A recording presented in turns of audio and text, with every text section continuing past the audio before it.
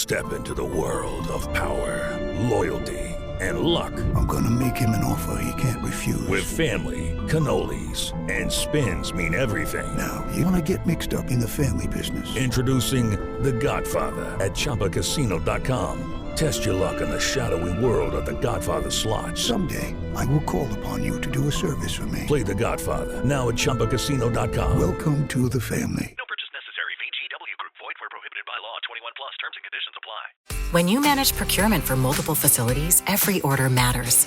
But when it's for a hospital system, they matter even more. Grainger gets it and knows there's no time for managing multiple suppliers and no room for shipping delays.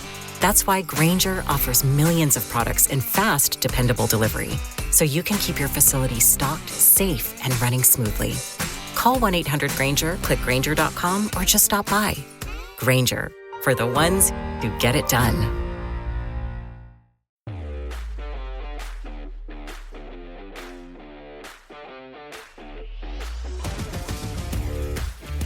I'm a nobody from nowhere that ain't never done nothing. That's what I am.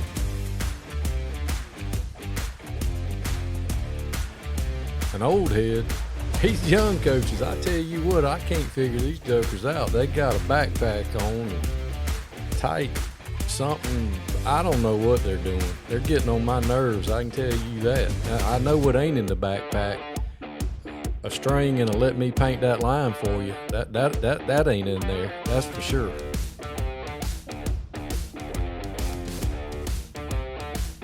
I had a kid the other day. He said, "Hey, Coach, didn't Christopher Columbus write the Pledge of Allegiance?" I said, "He sure did. He also played quarterback for the 1985 Chicago Bears." He said, "Bet." That happened. Sun Coaches, Season 6, where coaches come and tell their stories. Some of them are funny. Some of them is going to help you in your coaching journey. Not everybody has a funny story, but everybody has a story. Hope you enjoy Sun Coaches, brought to you by Titan Sensor.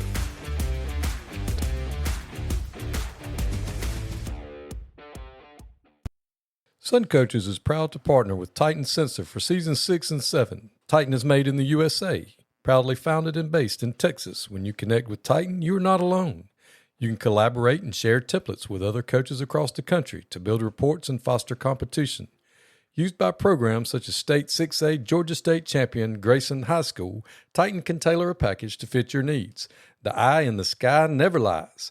Improve your team's performance with Titan. Welcome to Sun Coaches Podcast, Season 6, and today I'm excited to be joined by the head coach of Monroe High School in Albany, Georgia, Coach Lacey Heron. Thanks for being on with me. Coach, I appreciate you having me, man. It's an honor to be a part of this conversation and this podcast with you, man. So I appreciate you taking the time to visit with me. Well, Coach is on vacation this week.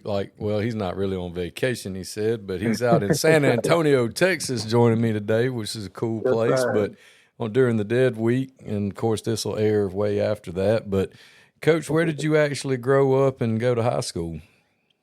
I actually grew up in Douglas, Georgia. I graduated from Coffee High School, class of 2003.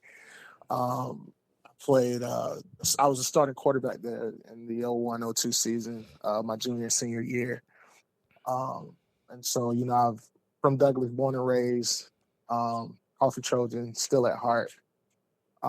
Keep up with the program even now that I've graduated and gone on to do different things.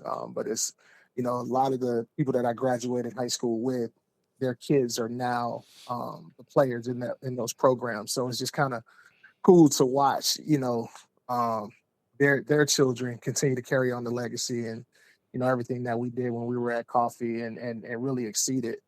Being able to bring a state championship to the city for the first time, man, that was pretty cool to watch. I was actually in attendance, and I think we brought the whole city to Atlanta. But yeah, it was really cool to see that, and just to see how Coffee has progressed over the years. Under Coach Pruitt and now under Coach Cole, just to see how Coffee football has changed over the years. So it's been pretty phenomenal to watch. Well, who was your high school coach? My high school coach was Bonwell Royal. So I had two coaches during my time there.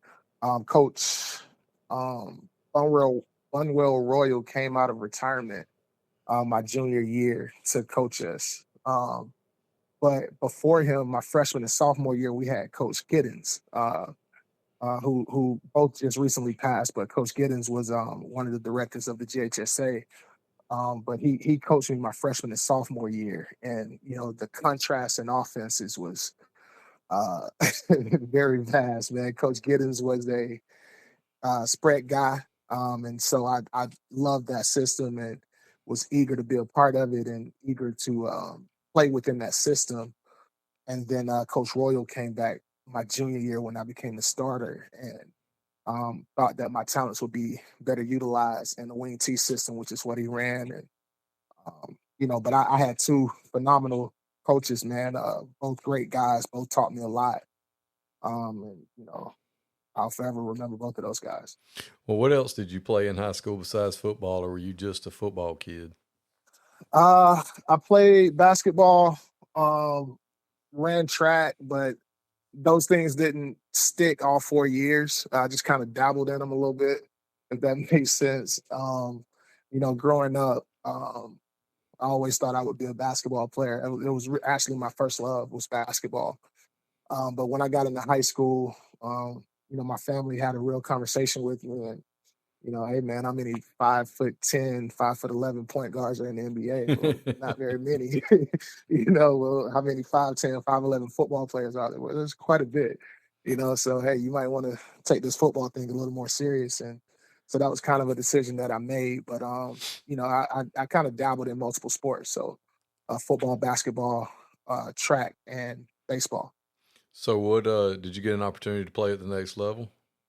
I did. Coming out of high school, so Coach Royal saw some things in me, my athleticism and abilities, and he kind of introduced me to some different positions to make me more marketable. So I played some running back, I played some receiver in addition to being a starting quarterback. And so I had some major college opportunities. Had I been willing to switch my position and play receiver or running back, but for some reason I was determined and adamant to play quarterback. So the only place that I got an opportunity from coming out of high school to play at the quarterback position was Fort Valley State University, Division II school up in Fort Valley, Georgia. So I played there my freshman year, and actually had an opportunity to start as a freshman. Tore my ACL, and was unable to finish that season as a player. And then I transferred to Shorter University, and I played there the remainder of my career, where I went up and was team captain, and it was a startup program. But I actually switched my position and played running back and receiver there. So kind of a missed opportunity. You know what I mean? Like could have been, uh, could have been FCS or P4, or it was P5 at the time. Had I been willing to switch my position out of high school, but because I wasn't, I ended up doing it at a smaller level. So it's kind of one of those things where hindsight is 2020. Had I been willing to make the switch a little earlier, some things probably could have worked out differently for me. But just kind of one of those things, man. You live and you learn. That's right. Well, you got to chase your dream. You only got one. Yeah, no doubt. You got one shot at it. We tell the kids that all the time, and you gotta chase. I like to look at it this way. At the time, it was the best decision you could have made. Yeah, for yeah, you. absolutely. Absolutely. No regrets. So, Yes, sir. did you know the whole time in college that you wanted to teach and coach in the future, or did you? I mean, I'm sure you wanted to play professionally, but I mean, your plan B, was it be an accountant or go to med school or open a business? Yeah. So, I mean, what did you go there to major in, or did you say, I'd like to teach and coach if this doesn't work out? So I actually came to that conclusion while I was at Fort Valley. When I tore my ACL and I was unable to play, Coach Covington was my OC at Fort Valley. And so he kind of introduced me into the coaching world. Because I was unable to practice and do things with the team, he insisted that I help him out just so that I continue to learn and grow as a player. And so that was kind of my introduction into coaching quarterbacks with him, and gaining a deeper understanding of the system and terminology, and how to teach and implement, how to install, how to watch film. I did a lot of things with him during that time that I was hurt. And I just kind of grew to love it. I was like, well, if I can't play professionally, I would love to get into coaching. Like, this would be a great plan B, just because it keeps me around the game, and the things that I've learned I can pass on to younger players. So that was kind of my introduction. So that's when I came into that realization my freshman year of college at Fort Valley. Well, there's a lot of you shorter guys that are coaching high school ball in Georgia now. Absolutely, man. There's a ton of us. There's like a West Georgia guys and shorter guys. It's like a little fraternity of high school coaches. A lot of times back when I first got started, it was Georgia Southern guys. And the West Georgia and shorter guys are starting to take over the coaching ranks, and you guys came out and look after each other and do a good job. So what was your first job out of college coaching, teaching once you got done? Yeah, I was at Unity Christian School up in Rome, Georgia. So our co-defensive coordinator, Coach Joe Curtis, he took the head job at Unity Christian School, which was a private school in Rome, and he initially brought me on just as a position coach. Something fell through going into that first season with the guy that he hired as his OC, and he and I would spend a lot of time on the board. Me being offensive minded, I would draw things on the board versus whatever he was going to do defensively. And, he was like, well, man, you have a great understanding of offense. Do you want to be the OC?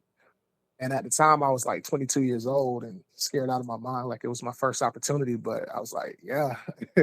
And so I took it, and he was one of those guys that, he kind of shot it to me straight, taught me how to be a professional. And he was like, hey man, listen, I know we know each other personally, but I'm hiring you to do a job. I'm not going to hold your hand. Do your job. I'm going to evaluate you at the end of the year. If I like the job you do, I'll keep you and bring you back. If I don't, I'm going to fire you. He was a straight shooter. But my first season, I think we were 5-5 and made the playoffs. My second season, I kind of switched up my offense a little bit and started doing something a little new, and had a down year. I think we were like 2-8, something like that. And then my third year, we were 7-3, and then went deep into the playoffs and won a private school state championship. So I was there for 3 years, and had a pretty good career there in a short amount of time. Well, that's awesome. So where did you go after that? I went to Texas. During that time while I was at Short, I met my wife. She's originally from California, so she's from Bay Area, California, and she moved out to Houston, Texas after she graduated high school. After she graduated college from Sacramento State, and she moved out to Houston. And I met her randomly in Atlanta through a mutual friend. We kind of hit it off, and we dated during my last year at Unity. And when we decided to get serious and started talking about marriage, she was actually in grad school. I didn't want her to have to transfer her credits or anything like that. So I moved out to Houston and started a career in coaching out there. Getting a PE job is tough anywhere, man. And I was PE certified. So my initial job out of Houston was at a middle school, at De Zavala Middle School. And I coached at Jackson Intermediate for 2 years. And it was pretty fun, but, their feeder school was Pasadena High School. And so, I would do some things with the coaches at Pasadena High, and, they were trying to get me to change my certification so that I could move up to coach at the high school level. But again, me being stubborn, I didn't really want to do it. I wanted to remain in the gym. But I got an opportunity. Tyler Reddick here from 2311 Racing. Game night's fun until someone spends 5 minutes lining up one shot. Chalk, breathe, re-chalk, still aiming. While they figure it out, I fire up Chumba Casino. I can spin anywhere, anytime, and there's always a new social casino game every week. Spins happen way faster than that shot. Play now at ChumbaCasino.com. Let's Chumba. Sponsored by Chumba Casino. No purchase necessary. VGW Group. Void where prohibited by law. 21 plus. Terms and conditions apply. Opportunity and to come back to Georgia at Turner County High School with John Gamble, who was the head coach at the time. And so I moved back as the OC at Turner County for a year, and then we went back to Houston. So I went from Unity to Houston, back to Georgia, then back to Houston. And spent some time at a few places out in Houston. I was at Aldine ISD. I was at Dayton ISD at Dayton High School, Anahuac ISD at Anahuac High School, and then I finished up at Baytown Lee High School before coming back to Georgia as the head coach at Monroe High School. So what were all the positions you held up there? Were they all coordinator spots or were they position coaching Yeah, spots? they were co-coordinator spots. And in Texas, I moved around so much because one of the prerequisites of being a head football coach in Texas is you have to be the head coach of multiple minor sports before you can become a head football coach, because in most places out here, out in Texas, if you're a head football coach, you're also the campus AD. And so they wanted you to have familiarity with other programs before they put you in that position so that you would know what it takes to run those programs, what the costs are, and you would be able to successfully run a program because you've kind of been through it. So you would know what the coaches need, know what they're going through.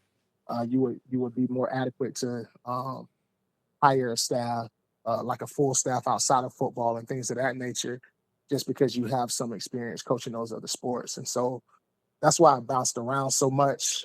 At some places I was like co-OC, quarterbacks coach, and head baseball, or I might have been in Anahuac ISD. I was head girls basketball and head track.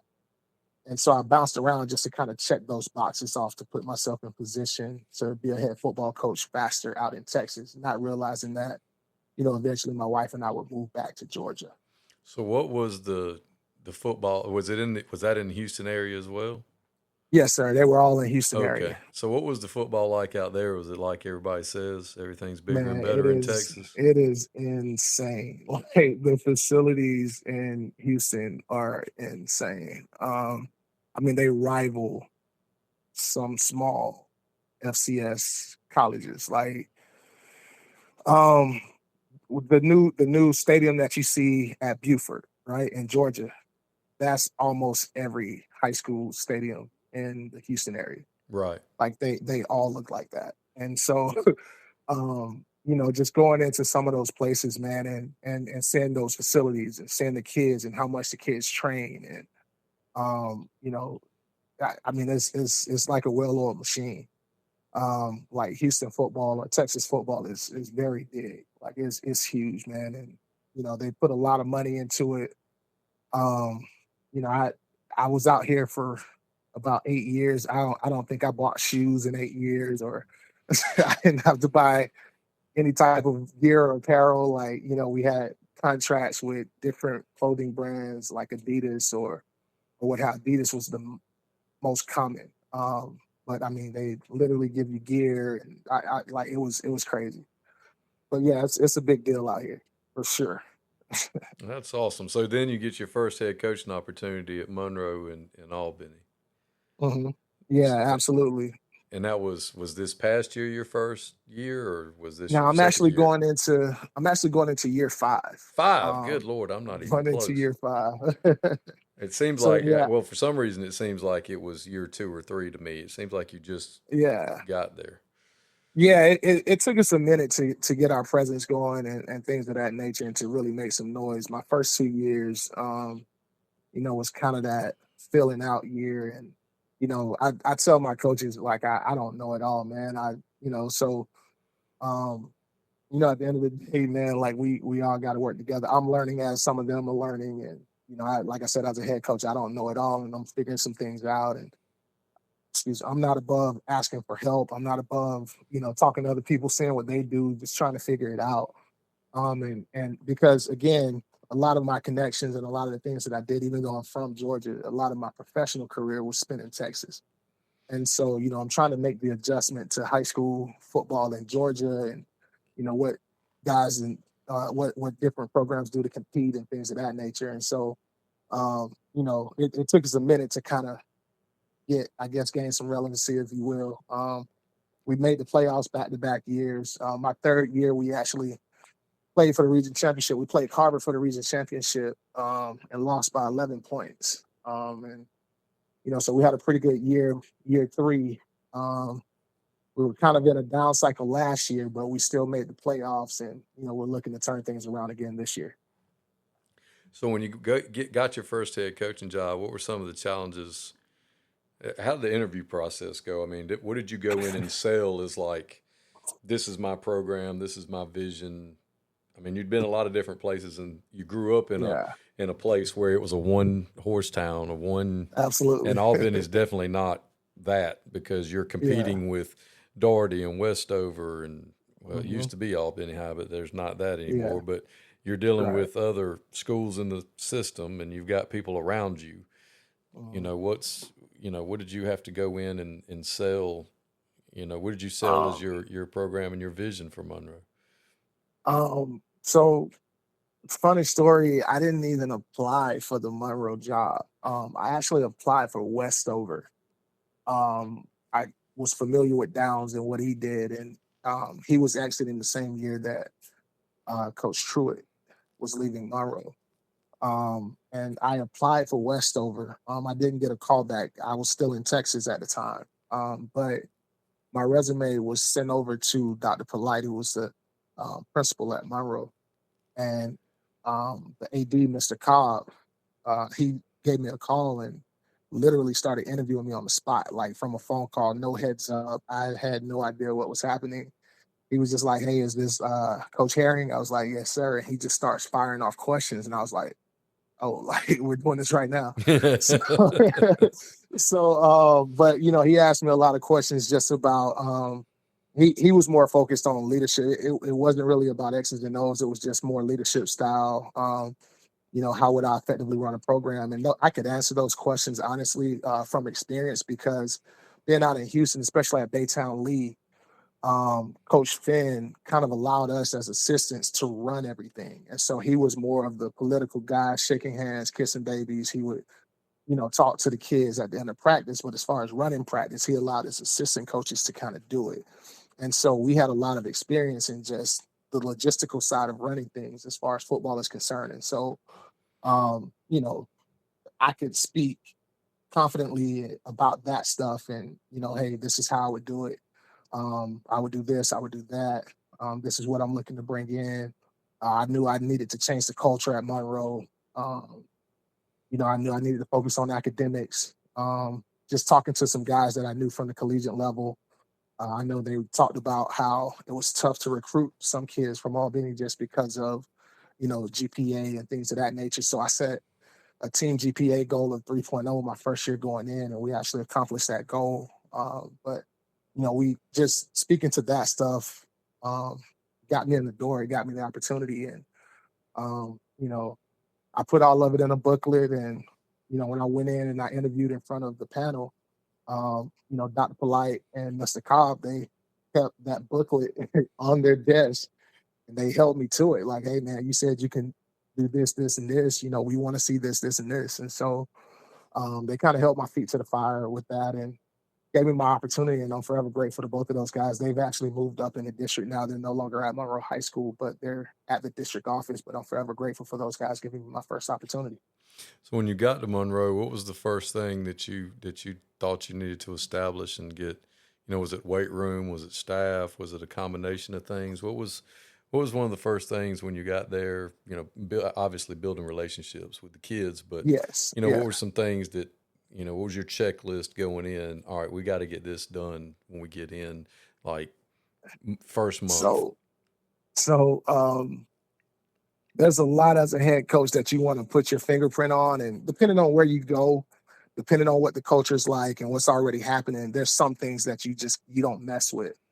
But when I got into Monroe, my big thing is trying to get kids to the next level, trying to get kids to the collegiate level. Like, I'm big on that. I want to give every kid that wants an opportunity to play at the collegiate level that opportunity. And so when I got in, the first thing I did was I started looking at their grades and GPAs, and like, honest to God, no lie, the first thing I did once I did that within my first month, because we were in the COVID year, but I asked my principal, like, "Hey, man, since we're doing like half day classes or what have you," like it was a funky schedule the way they had it, because it was kind of integrating kids back to regular school as opposed to, being quarantined or being at home. I took them all to the to the auditorium, and I put them in study hall. I was like, man, we got to raise this GPA. Because there's a lot of talent there. I tell people all the time, like Monroe could really be a gold mine as far as talent. Those kids are very athletic. They got a lot of length. They can run. But trying to get them in position to play at the collegiate level, I was like, we got to get these GPAs up. We got to get them more attractive so that college coaches will even look at them or have conversations with them about attending college, because it's not just football. Like, you go to college, you're not just a football player. It's school too. So that was the first thing I did within the first month, was take them to study hall in the auditorium. Now I also knew we had to get stronger. We kind of fixed that going into year 2, because going into our first year, you got a new offensive system, new defensive system, and so we kind of played a lot of younger kids. I knew that my principal and AD would give me some time to build it, and they kept saying, they know Rome wasn't built in a day, so it wasn't a ton of pressure to win right away. And so for us, it was like, all right, let's go with the younger kids. Let's take our lumps year 1. And then year 2, year 3, we know we'll be in a position to win. Because we got kids who have a ton of experience. You can't replace experience. Like, there's just no replacement for it. And so that was kind of the approach that we took. I brought Israel Troop in to be my OC, and Alex Martin in to be my DC, and they were phenomenal coordinators, man. They kind of allowed me to, do the academic stuff and be the political part. Like, they kind of ran practice. I was also I was in that SAM role, what they call a school administration manager, which is kind of a principal without actually the credentials, if that makes sense. Mm-hmm. And so for me, it was a lot of meetings. I was kind of in all the focus meetings and school meetings, climate and culture meetings at the school and things of that nature, which would kind of have me late to practice sometimes when those meetings ran over. But Troop and Martin were able to kind of get things going in the right direction. And so they were a great addition to the staff, helping us get things going and moving and in the right direction. And then they went on to different places after year 1. And I brought in some different coordinators. But year 2, our biggest focus was just the weight room. Let's get the weight room going. Let's get the guys bigger and stronger. Let's establish a culture.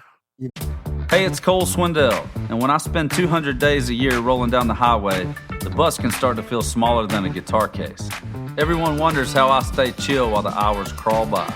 Truth is, one good luck spin on Chumba, and suddenly the trip feels a whole lot shorter. Finding your space, even when there isn't much to spare. Need some chill? Let's Chumba. No purchase necessary. VGW Group. Void where prohibited by law. 21 plus TNC Supply. Sponsored by Chumba Casino. Having some type of physicality and dominance on the field. Football is physically imposing your will on another man. So in order to do that, you got to be strong. And so that was our biggest focus year 2. And that's what kind of helped us turn the corner the most. You know what I mean? And then year 3. Year 3, it was your the same. Region runner-ups, and you start year seeing 3, man. You saw the benefits of it, because those guys were now seniors. Year 3 was my biggest senior class. We had like 30 seniors, and I had all of those guys from the first day that I stepped foot on campus. And so, when I first got there, we didn't have any guys in the 1,000-pound club. And I don't even know if people still kind of measure that as much, but bench, squat, power clean, we measure that stuff, and we want explosive guys. And, we didn't have any guys in the 1,000-pound club my first year. But when we went into year 3, we had like 7, 8. And then we had a bunch of skill guys who were close. And so you could kind of see it on the field. Our guys were more confident. They were stronger. We were able to run the ball more effectively. I'm an air raid guy, so I'd like to think that I can throw the ball 30, 40 times a game and be successful. But Georgia football, man, you got to be able to establish the run game if you want to win. And so we learned that pretty quickly. And, we were able to establish the run a little bit more in year 3, and it paid dividends for us.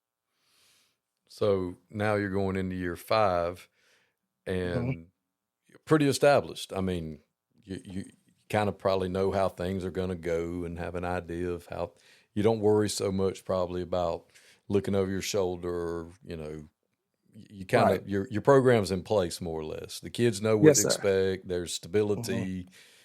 They know you're going to be there. They're not worried about, whatever. And that's really important for those kids at schools like Westover, Monroe, and even Doherty. There's been a lot of turnover there, not at Monroe necessarily, but at the other ones in the county, high turnover at the head coaching spots in the past 10 years. And that's huge for those kids to know that you're going to be there. What are some things that you've done differently with spring ball that you did? I mean, obviously you had the COVID year, but outside of the COVID year, how have you changed how you approach spring? For me, spring is always just about seeing what we got. And so that was different for the kids because we have this spring game and we do it versus Westover. And it's turned into something that I don't really like for it to be. It's more of like a rivalry type thing, but it's spring. And so my approach to spring is, you know what I mean? Yeah. Like it's spring, man. We're not, I mean, we've only had 9 days of practice. Like, so for me, my approach to spring is let's install our base stuff. Let's look at what we got. We know we just graduated some starters. Who are those? Where are those question marks? Do we have guys that are ready to fill those shoes right now? Or going into the summer, we know we got to generate some competition to figure out who the next guy's going to be, that type deal. And so for us in the spring, we get a lot of guys reps. It's basic install. It's not a lot of stuff that like we can get creative in the regular season, very creative offensively. In the spring, we generally run maybe 2 run schemes or what have you. We run like 2 or 3 drop back concepts, 2 quick game concepts. Like we're very vanilla. And we just want to see kids fly around and see who's got something to them, who deserves to be in this spot. Like we're generating competition to see what we got and what we need to work on going into the summer. And so I put a lot of stock into summer work. I don't put as much into the spring. Now, going into year 3, that spring, we were able to do a lot more because we had 3-year starters. Like our entire starting lineup came back those years. I think year 2, we only graduated 6 kids total. And so going in, and only 2 of them were starters. So going into year 3, we were able to do a lot of different things offensively and defensively just because we were returning everybody. But year 1, year 2, and even this past spring, we weren't able to do as much, which was fine. That's kind of what we wanted anyway, kind of dial it back, see what we got. We had a freshman play the quarterback position, and, it was, all right, what can we do to make him comfortable? We want to have a good showing. We want him to look good. But if we throw too much at him with too many reads, can he handle it? And so, that's where we were trying to figure out going into the spring. What does he look like? Is he going to be ready for the season? Hey, do we need to put a heavier emphasis on the run game? Is he able to handle all the passing stuff, all the concepts? So we were really, that's really what we use spring for.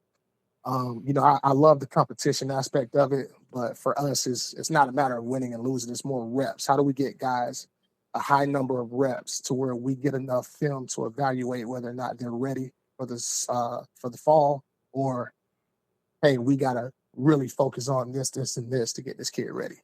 Yeah, you almost need to find you a spring game with somebody over in Alabama or on the other side of 75. Because No you doubt, play man. somebody in town, No them doubt. kids see each other at the mall and in the road, and they're gonna be talking trash. I mean, that's just Absolutely. they kids. Absolutely. I And mean, that's the way they are. it gets chippy for sure. Yeah, I'm absolutely. sure it does. Yeah. Yeah, man. You need to take them somewhere where they don't know none of them people. They're like, No you know how doubt. kids are. They're like, coffee? Yeah. You never heard of them people before. Right. Yeah, well, they won a state championship. We don't care. We don't care. Right. Who are they? Right. Well, you know how they But, are. You go other places and the kids like, who are they? And in your mind, absolutely. you're going, well, they've won 1,000 games, whatever. And you're like, oh, they're from wherever. And the kids are Right, like, right. okay, bet, let's go. You know, Absolutely, but if they're absolutely. people they see, Yeah. if they're Lee It's no longer County about or they're, football. yeah, if they're Yeah, Lee County yeah. or if they're Doherty or Worth County or, people in your area, Hmm. Thomasville, people like that, they know who that, they could see Yeah. them Right, out in public, right, yeah, right. then it turns into Absolutely. a thing. Absolutely. Yeah. Yeah, Yeah, yeah, yeah. You yeah. need to find you somebody like off for the spring game anyway. No doubt, no doubt. And so that's what we do in the summer with them. So I don't do anything in Doherty County over the summer, and that's intentional. For that reason. So I don't throw against Doherty or Westover. I don't do OTAs versus Doherty or Westover. That's intentional. Like I want them to focus on the work. I want them to focus on getting better. And I also want them to see different competition, different levels of competition, different programs. We do a lot of crossover work with Thomas County Central. We do a lot of crossover work with coffee. I love taking them to coffee. Coffee rolls out the red carpet for us. Like we're an extension of them whenever we come. Coach Cohen and staff, man, and Coach White, the AD, who was also my quarterbacks coach when I was in high school. Like we're very appreciative of them doing that, and so our kids kind of get to see the culture at other places.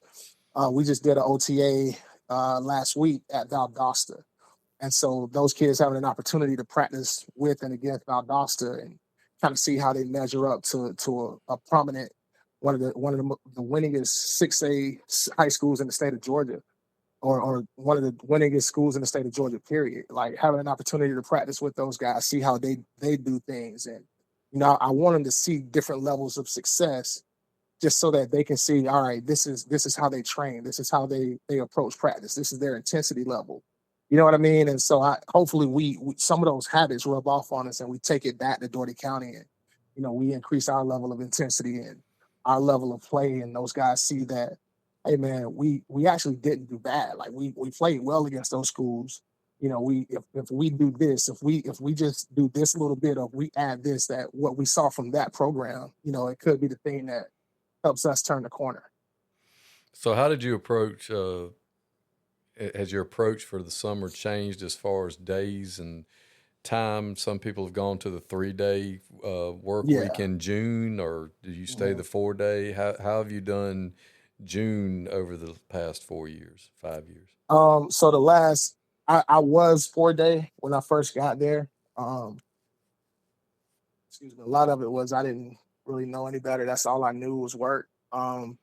Just talking to some different coaches, they told me that they do the 3-day work day. You allow your kids some time to not get burnt out, have some vacation, enjoy their family. And so the way we do it, I kind of took Coach Strickland's model, from where we do Tuesday, Wednesday, Thursday, and we give them the long weekends.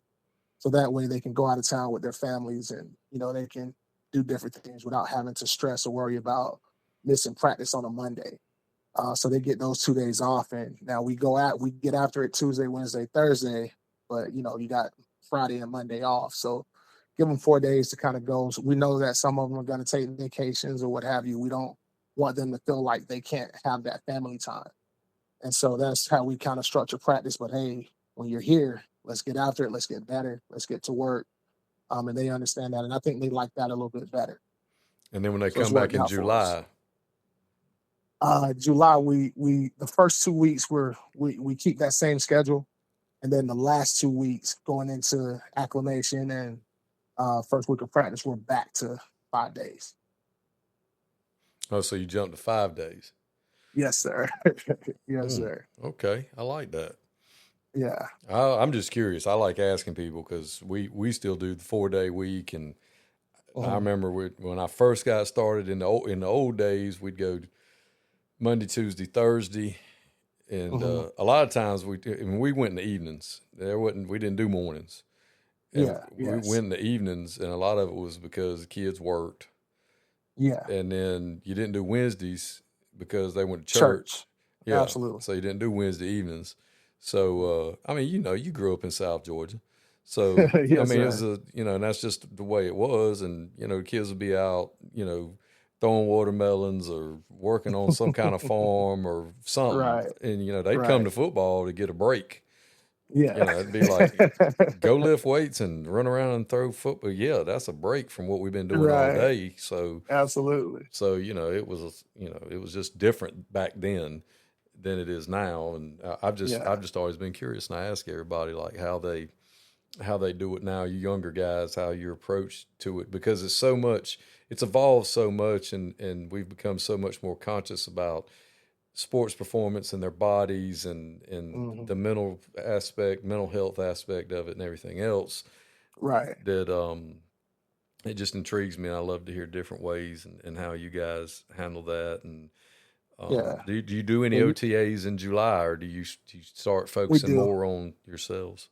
We do. We kind of dial back some of the 7-on-7 and traveling stuff. So, this year I told our coaches in June I want to hit 3 colleges, 3 competitive 7-on-7s, but in July we won't do any. So July we focus more on us, but we will do an OTA in Coffee. And so we'll go down to Coffee for their OTA with Florida High, Choctaw, Lincoln, and a couple other schools. And so again, they'll get to see some prominent programs from other places. In addition to Coffee, and we'll get that work in with those schools, and then it'll be so focused on us and making sure we have our stuff installed. I just had a conversation with both of my coordinators. Hey, make sure everything that we need to work on going into the season. Reds. Bubba Wallace here from 2311 Racing. You know what's slower than a pace car? Waiting at the car wash. That's when I fire up Chumba Casino. It turns those slow minutes into fast fun. With new games every week, you'll never get bored. Next time you're stuck in the slow lane, speed up with Chumba. Play now at ChumbaCasino.com. Let's Chumba. Sponsored by Chumba Casino. No purchase necessary. VGW Group. Void where prohibited by law. 21 plus. Terms and conditions apply. Home packages, third down packages, what have you. Make sure we have all that stuff installed. Personnel packages, NASCAR series, everything that we're going to do in the season. Let's go ahead and start implementing it now because, Albany is a big basketball town. So in June, we have quite a few guys who start for us in football who also play basketball. And so all of those guys, I kind of allowed them to, hey, go and play basketball in June. They would come and get a workout in, but they didn't really practice a whole lot or travel with us for football. They were just in the gym with basketball. I don't want to overwork them. I don't want to do too much. My first year at Monroe, we had a kid who was doing both. He was going back and forth. He would do, he would lift weights with us for football, and he would train with us, and we worked out in the mornings, and then he would get maybe an hour and a half break before basketball started. And now he's full blast with basketball, playing basketball games in the evening. And that kid tore his ACL. And he was like a major like a kid that we were really looking for to, be a big part of the program for us and, make a lot of plays. And it was his senior year. And so that kind of scared me a little bit and kind of made me rethink some things like, hey, man, maybe we're doing too much over the summer. So maybe I should dial it back on the basketball guys a little bit. And that way, they're less likely to get injured. It's not 100%, but they're less likely to get injured because we're not putting so much on their bodies. Right. So now they have the proper time to recover and things of that nature. And so in June, hey, go play basketball. Just make sure you get your lift in. Right. They're doing something. They're doing something, correct. And basketball shape is a little more different than football shape, but at the end of the day, they come out and they're able to run. They're able to go. And so they got their lift in, they go and they just shoot, they get their shots up or what have you. And then July, they come back with us. There's no more basketball.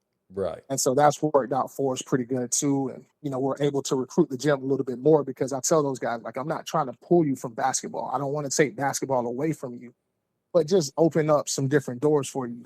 Hey, you could be a multi-sport athlete. And that's what a lot of college coaches are looking for. They want guys who don't necessarily specialize in one thing, but guys who can do different movements and can handle different disciplines and things that the different sports teach. And now you show that, hey, I can play these multiple sports in the afternoons and during the year. In addition to keeping my grades up, you look more attractive to a college coach. And, if you're, and if you're a 6'2", 6'3" post player, you might want to come rush the passer or catch some jump balls. You know what I mean? Yeah. So, you open up some different doors for yourself. And so it's worked out for us. Yeah, I saw that tweet today. It had Kevin Durant saying there just ain't no more 6'2" guards in the league no more. You might want to go see your football coach. No doubt, man. And I was No like, doubt. well, he ain't lying. Yeah, Maybe to listen to them. And it's hard. It's hard. And I've been saying this for years. It's hard for the average everyday person. It's not slipping, the kids like you slipping on my dreams or whatever. Right.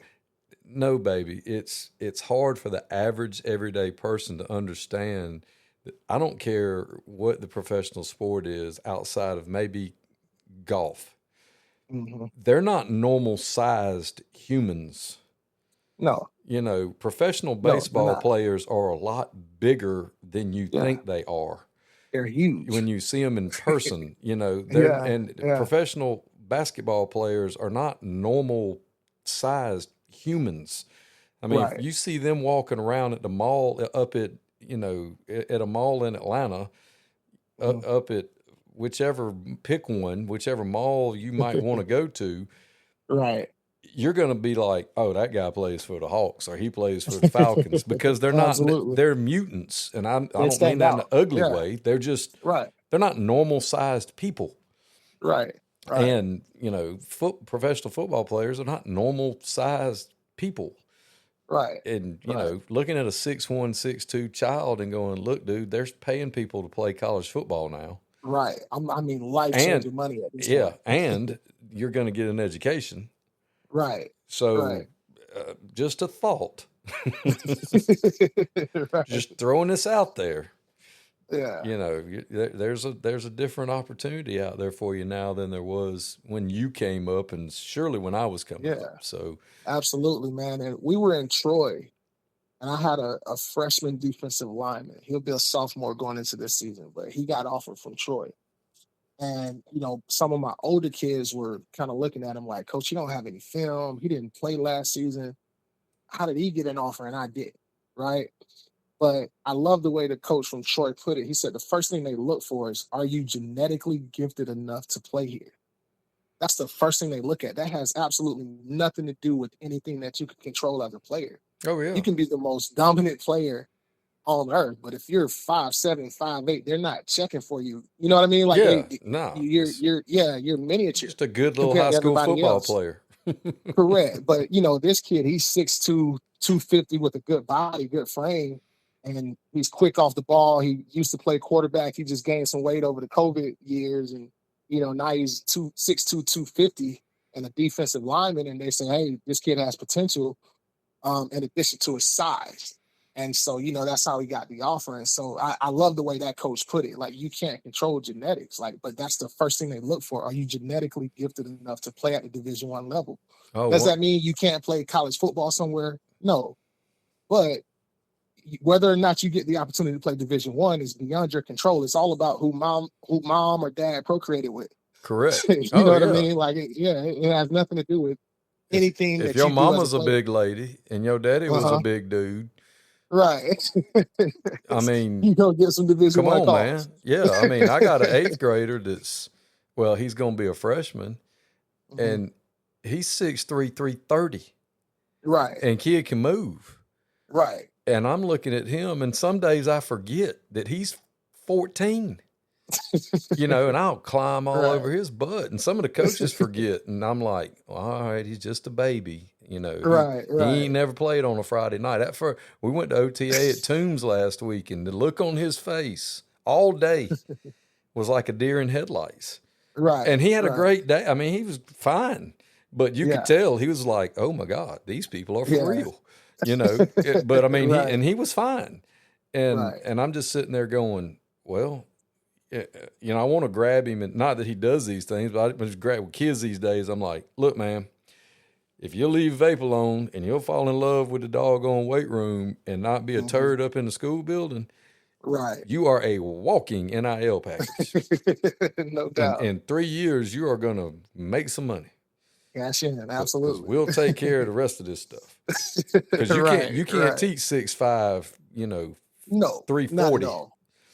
Not at all. And like Wish you I said, could. I mean, I've had college coaches that, I've worked with some before that've come to the high school ranks. And one, Casey Vaught, that's out in Texas now, when he was the O-line coach at at Mercer, he said Okay. that, and he's a 6'3", 6'4" guy. And he said that when he would meet a kid, if they couldn't look him in the eye when he shook their hand, and not from a social standpoint, from a physical standpoint, Absolutely. can't come play for me. Right. Like, if Right. he's not at least as big as I am, he cannot play offensive line at this level. So like you said, Right. just from a pure measurables, yeah, we don't even have to look at tape. We're not, Right. I'm looking at your hands, your Right. your feet. Right. Where's your Yeah. butt in relation to your legs? You got a high butt, you got high calves, you got little ankles, and Right. people laugh about it, but we try to tell, Those are all the tells, right? he's like, well, he's twitchy, Right. Absolutely. He's like, dude, and he's gonna get bigger. He's not, Right. he ain't getting no smaller. Right. But yeah, but I think I think one of the most awesome things I've heard you say about what you're doing for the young people at Monroe and what your philosophy is making sure that they have that academic piece on point first, because regardless of how twitchy you are and how genetically gifted you are, if you don't have them grades, they're just going to keep riding on to the next school. Correct. Absolutely. And trying to get the young people to understand that this day and time, with them getting paid, we're asking people to invest in you. So you've got to have some character about yourself. Absolutely. Absolutely. And I try to put it to my guys this way. When you look at going to college, and even for the guys that aren't genetically gifted enough to play at the Division I level, right? So let's say you're a Division II guy, NAIA guy, E3 guy, what have you, right? Well, the higher your GPA, the more money you get yourself. So, when you get Hope used to be a set number. It was like 45, 4,600. I think someone told me that they're switching it to where it covers full tuition. I don't know how true that is. I'll find out soon or shortly. But if you're a Division II guy, right, the higher your GPA, the more likely you are to get an opportunity, just simply because it doesn't cost the institution or the football program as much money to get you in. So if you can play and you got some ability, you got some talent, you can get an opportunity because your school, for the most part, is paid for. And so every time, you go through a school year and you make an F or you make C's and your GPA drops below 3.0, I tell them, hey man, just consider it like throwing piles of money out the window. Because now mom and daddy have to come up with money to pay for you to go to college, which will less likely get you to that position that you want to be, because most people don't have 14, 15,000 to throw at a college or university for you to go to school. And so, being in high school and having college be your goal, you got to set a plan. I tell them start with the end in mind. So if my goal is to go to college, what are my action steps to get there? Well, one of which needs to be, I need to have a high GPA, because even if I leave the state and I don't get Hope, I can still get academic money from the institution. So again, that's still money, right? That does not go towards my football scholarship, right? That's money that's added. So I may get it back and I may get some money back. I may be able to keep my Pell just because I had high grades in high school. So every time you go through a year and you make poor grades, you make poor decisions in the classroom, you're literally throwing money out the window. Yeah, I don't know how they term it these days, but we used to say that was packaging people. Absolutely. They call it stacking money now, but yes. Yeah, they can package you. Absolutely. Yeah. Absolutely. And that's important. Absolutely. And that absolutely. And teaching that to those kids, the business side of it, I think is very important for them to learn, because there's a lot of adults that don't understand the business side of it. Right. And that's essentially what it is. And there's so many of these kids that are probably going to be, if not first generation, they have the potential to be the first generation to actually finish college. Yes. And so the understanding of how the game works and the business side of it, it's them having the business literacy necessary to make those steps. I think that's awesome that you're doing that for your kids, and the job that you're doing at Monroe and the journey that you've had to get there has been quite awesome. And I'm just appreciative that you came on and shared your story with us today. Yes, sir. Yeah, I appreciate the opportunity, man. I think it's great for what you're doing to get coaches' stories out there, and I just appreciate the opportunity to be on here and share mine. Well, thanks, Coach. I appreciate it. Yes, sir.